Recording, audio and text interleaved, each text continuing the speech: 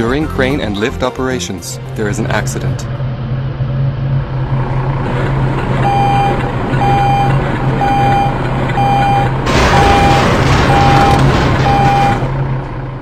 The crane and the lift collide. There are two people in the personnel lift. They feel a powerful blow and the basket whips up and down as it is pushed sideways. Finally, the basket comes to rest, jammed against a module, and they think it is going to break. Why does this incident happen?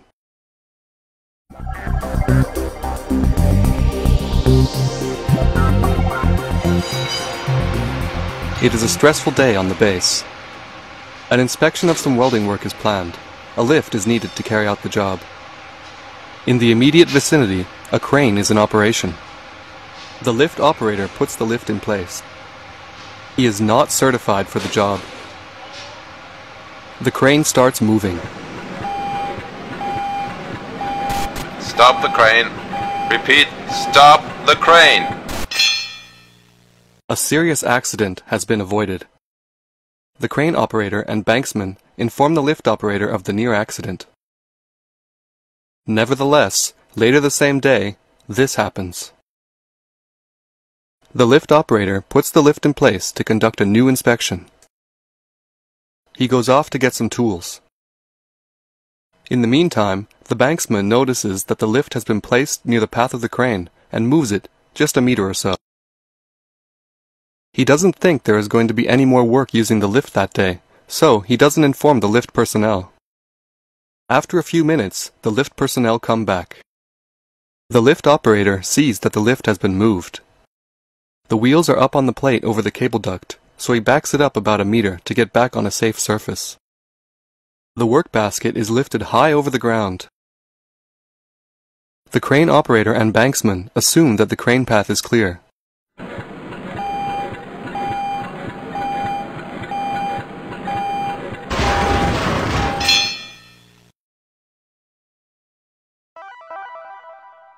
How do those involved experience the accident? It is hard to get to the spot with the lift, and the two in the basket are afraid of bumping into and ruining expensive equipment. Neither of them looks behind them. Neither do they react to the signal bell that indicates the crane is in motion, because they are so used to the sound. The crane and lift collide. The situation is dramatic. The lift personnel manage to jump to safety while the lift is still in motion. The crane operator feels the vibrations and stops.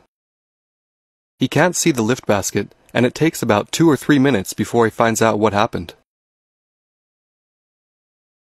The banksman sees that the crane stops, but doesn't know what has happened, and just waits for the crane to start up again. He hears the crane operator shouting over the radio that the lift is in the crane's path again. The banksman tries to call the lift operator to ask him to move the lift. Eventually, a forklift driver tells him what has happened. The forklift driver doesn't see the incident, but hears shouting. He arrives on the scene and sees that the lift basket is jammed up against the module. He notifies the banksman. The foreman is in his office when the accident happens. He hears over the radio that the crane and lift have collided.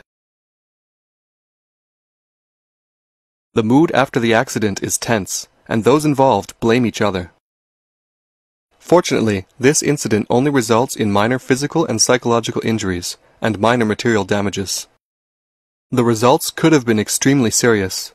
In the worst case, the two people in the lift could have been killed. How can we keep similar incidents from happening again?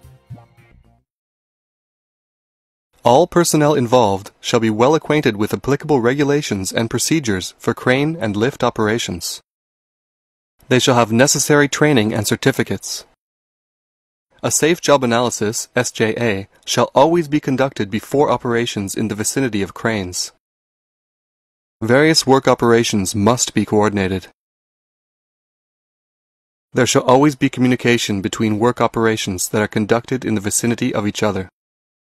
Safe zones for cranes shall be clearly marked. Respect the marking. The banksman shall have an unobstructed view, and wear a vest to ensure that he is clearly visible. The crane operator and banksman must always check that the crane path is clear. Be aware of signals indicating that the crane is in motion. Take accidents and incidents seriously. We must learn from mistakes that have been made. Have you ever experienced anything similar due to a lack of communication? Discuss what you can do to improve the coordination of work operations and communication in your workplace.